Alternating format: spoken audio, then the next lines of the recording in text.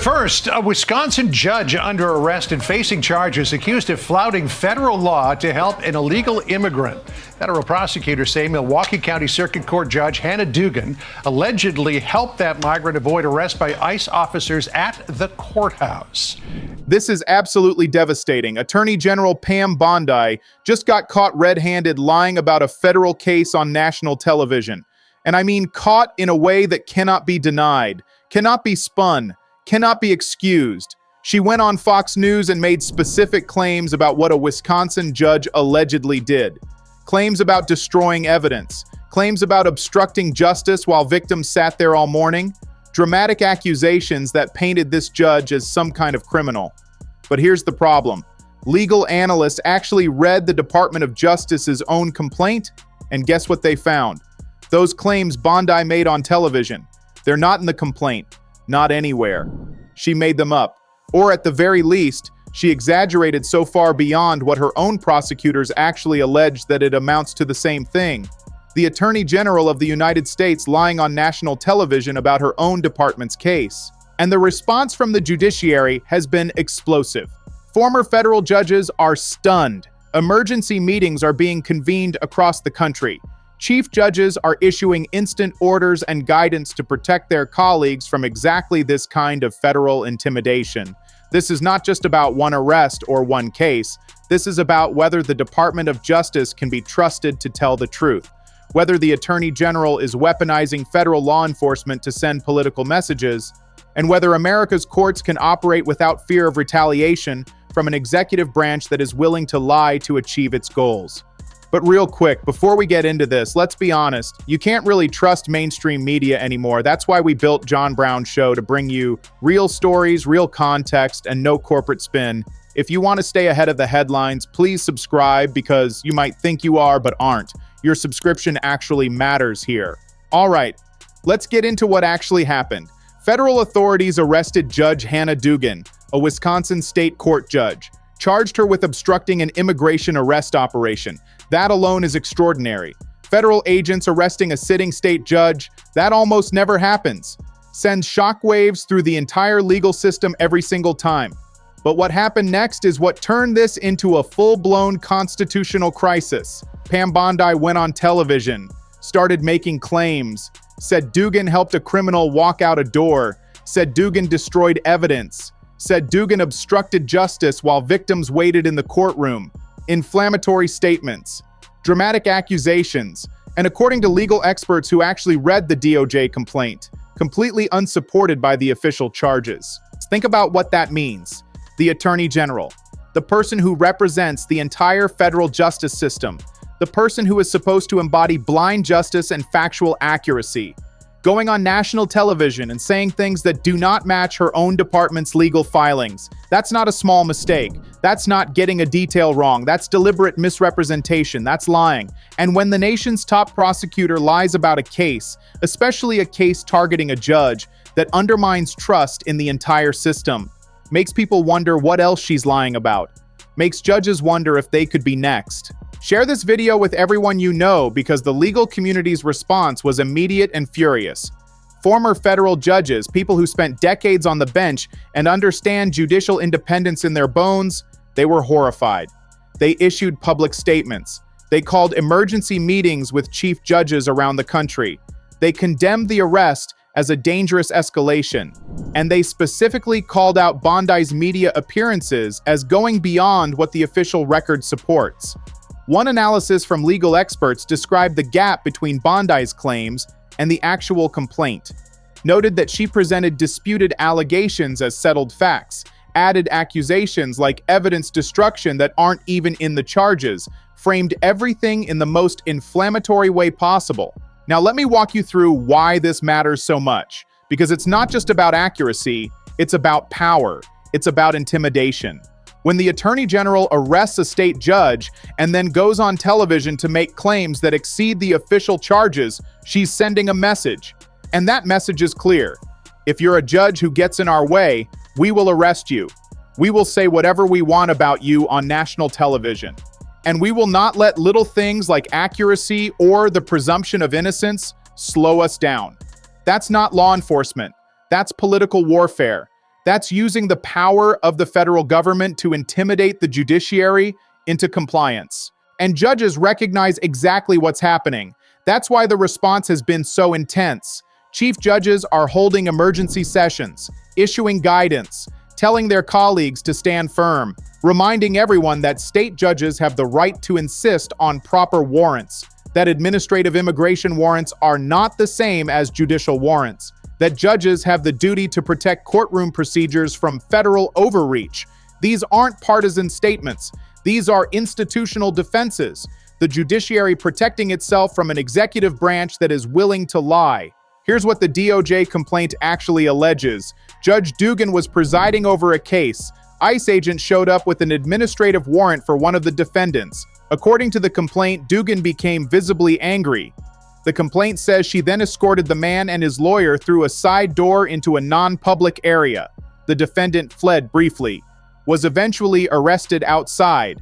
Those are the allegations. Obstruction of an immigration operation, helping someone avoid federal agents, serious charges if proven. But here's what's not in the complaint. No charge of evidence destruction, no claim about victims waiting all morning, no allegation of the dramatic scenario Bondi described on Fox News. Make sure you're subscribed to John Brown's show because Bondi didn't just describe the charges. She embellished them. She added details that aren't in the official record. She presented allegations as proven facts. She painted a picture that does not match what her own prosecutors actually filed in court. Legal analysts who reviewed both Bondi's statements and the actual complaint noted the discrepancies immediately, said the case was more complicated than Bondi made it sound, warned against treating criminal charges as political warning shots, pointed out that Bondi was mischaracterizing the legal record.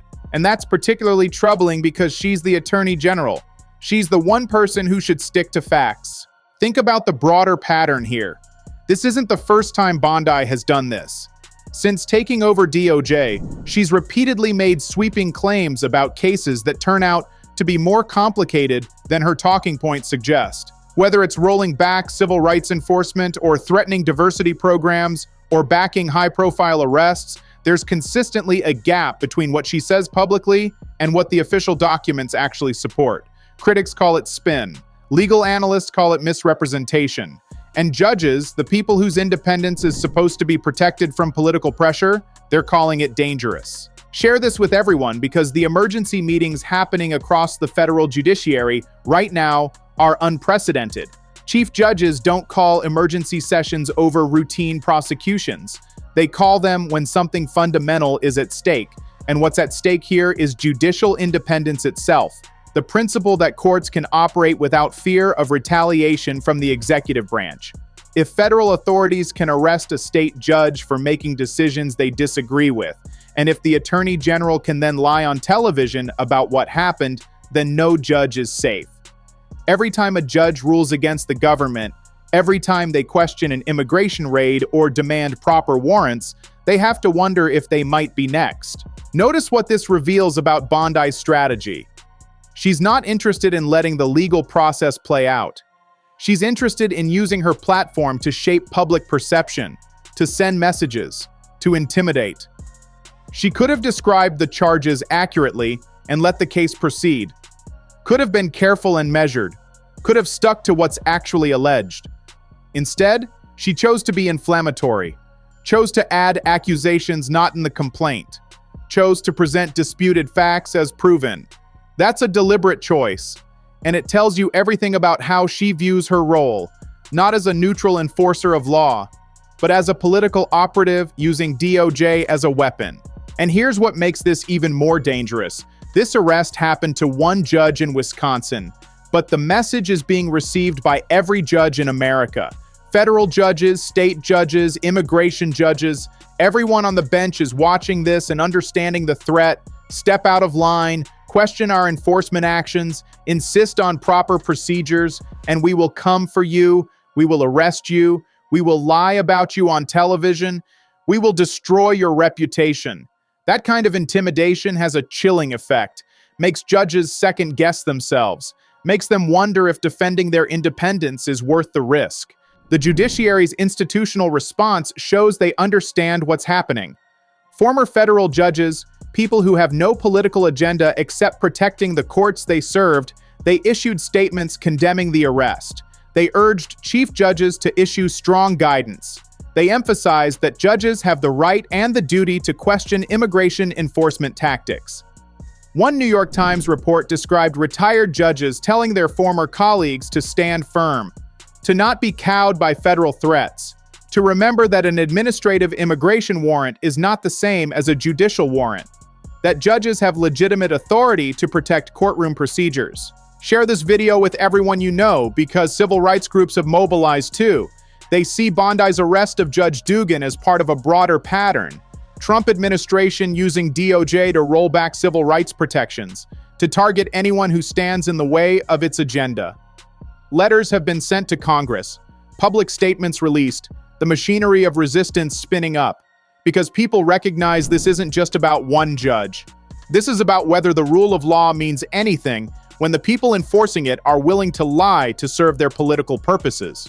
And let's be clear about what lying means in this context. Bondi went on national television, made specific claims, said Dugan destroyed evidence. That's not in the complaint.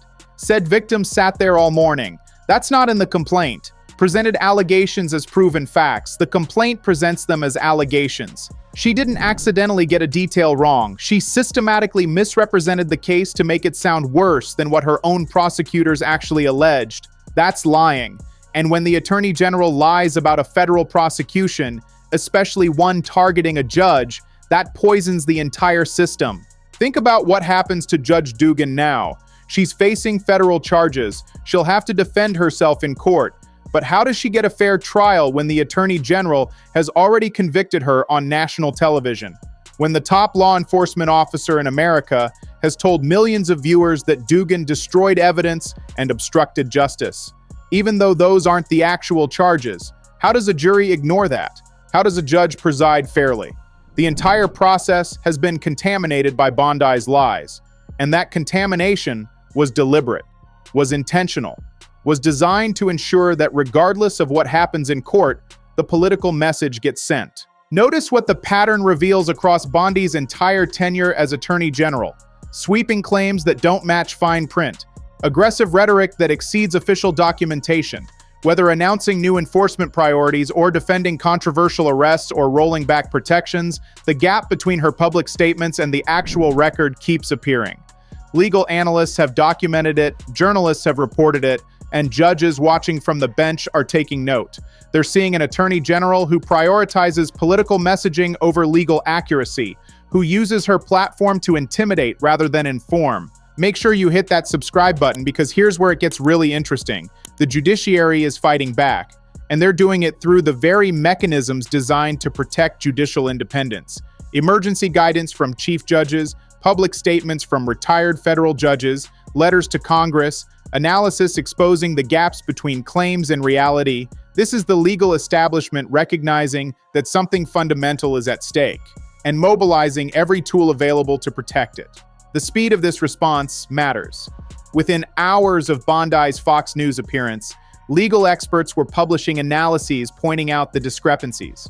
Within days, chief judges were holding emergency meetings. The judiciary understood immediately what was happening, recognized that Bondi's media blitz wasn't just about prosecuting one judge, it was about intimidating all judges, and they pushed back with everything they had. That rapid institutional response shows there are still people willing to stand up, still institutions willing to fight, still voices willing to say this is not acceptable. But here's the hard truth. The administration isn't backing down. They believe they have the power to do this, believe they can arrest judges and misrepresent cases and intimidate anyone who gets in their way. As long as they control the executive branch, as long as they control DOJ, they will keep pushing. The question is whether the pushback from judiciary and legal community is strong enough to set limits, whether courts will ultimately hold the line, whether the American public will recognize what's happening and demand accountability. Please subscribe and support because Bondi got caught. That's what makes this moment so important. She went on television, made specific claims, and legal experts compared those claims to the actual complaint, found they didn't match, published their findings. Now, everyone knows the Attorney General lied. That should be a scandal. Should end careers, should trigger investigations. But in this administration, it's just another day. Another controversy. Another example of the gap between rhetoric and reality. And that normalization is dangerous. When lying becomes routine, when misrepresenting cases becomes standard practice, when the Attorney General can go on television and say things that don't match her own department's filings without consequences, that's when the rule of law starts to die. Not in one dramatic moment, but through steady erosion, through normalizing behavior that should be shocking, through accepting as routine what should be scandalous. The judiciary recognizes this danger. That's why the response has been so intense. That's why emergency meetings are being held, why guidance is being issued, why former judges are speaking out. They understand that if they don't fight back now, if they let this slide, it will only get worse. Next time, it will be easier for Bondi to lie. Next time, more judges will be arrested. Next time, the gap between claims and reality will be even wider. The line has to be drawn here now before it's too late. Think about what this means for every judge in America. Federal judges presiding over immigration cases. State judges handling criminal matters where ICE might want defendants. Immigration judges making asylum decisions. Everyone on the bench is watching this and understanding the message. Cross us and we will arrest you. We will lie about you. We will destroy you. That message has to be countered, has to be rejected, has to be met with such fierce institutional resistance that the administration understands there are limits they cannot cross. And that's exactly what's happening. The judiciary is not backing down. They're standing up, issuing orders, publishing guidance, defending their independence, making clear that judges will continue to insist on proper warrants, will continue to protect courtroom procedures, will continue to question federal enforcement actions when necessary, and they will not be intimidated by arrests or lies or threats. So let me break this down into what you need to understand. Point 1. There is a documented gap between Bondi's television claims and the actual DOJ complaint. This isn't opinion. Legal analysts reviewed both, found discrepancies, published their findings. Bondi claimed evidence destruction, not in the complaint. She presented allegations as facts. The complaint presents them as allegations. She added details not in the official record. That's lying. And it's documented. Point 2. The arrest of a sitting judge combined with the Attorney General lying about it represents an unprecedented attack on judicial independence. Federal authorities almost never arrest state judges. When they do, it sends shockwaves. But arresting a judge and then misrepresenting the case on television, that's intimidation. That's using federal power to send political messages. That's exactly what judicial independence is supposed to protect against. Point 3. The rapid institutional response shows the judiciary is fighting back with every tool available. Emergency meetings, public statements, guidance from chief judges, analysis exposing lies, letters to Congress, the entire legal establishment mobilizing to defend judicial independence. That response matters, shows there are limits, shows there is resistance, shows the administration cannot do whatever it wants without pushback. Point 4. This fits Bondi's broader pattern of prioritizing political messaging over legal accuracy. Since taking over DOJ, she has repeatedly made claims that exceed official documentation, has framed cases in inflammatory ways that don't match the record, has used her platform to intimidate rather than inform. The pattern is clear, the pattern is documented, and the pattern shows this will keep happening unless there are consequences. Point 5. The message being sent to every judge in America is that defending judicial independence comes with risks. Risks of arrest, risks of lies, risks of destroyed reputations. But the counter message from the judiciary is equally clear. We will not be intimidated. We will defend our independence. We will stand together, and we will hold the line against executive overreach. Bottom line is this: Pam Bondi lied on national television about a federal case, made claims that don't match her own department's complaint, got caught by legal analysts who actually read the official record, and the judiciary is responding with fierce institutional resistance. Emergency meetings, instant orders, public condemnation. This is what a constitutional crisis looks like. Not one dramatic moment, but steady escalation. Attorney General lying, federal agents arresting judges, legal community mobilizing to defend independence. Where does this go from here? The Dugan case will proceed through courts. She'll have lawyers and a defense and the chance to contest charges. But the broader conflict between an administration willing to lie and a judiciary fighting to maintain independence. That's intensifying. Every time DOJ targets a judge, every time Bondi misrepresents a case, every time the legal community has to defend basic principles, the stakes get higher, the battle gets more intense, the consequences become more severe. Bondi got caught lying. That matters. Shows there are still people checking her claims, still analysts comparing rhetoric to reality, still institutions willing to call out falsehoods. But catching her doesn't stop her, doesn't create consequences, doesn't prevent the next lie.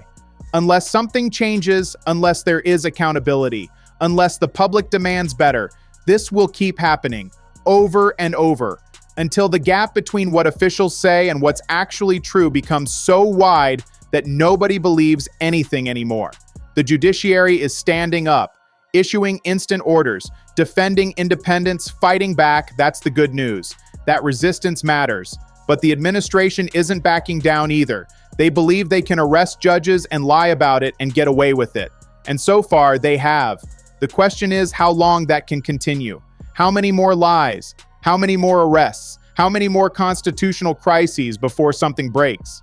This story continues. Stay tuned, because the fight between Bondi's DOJ and America's judiciary is just getting started. There will be more arrests, more lies, more emergency meetings, more institutional resistance, and what's at stake is nothing less than whether courts can operate without fear, whether the Attorney General can be trusted to tell the truth, whether judicial independence survives this administration. You're going to want to know what happens next, because what we're watching is the rule of law being tested, and we're about to find out if it holds.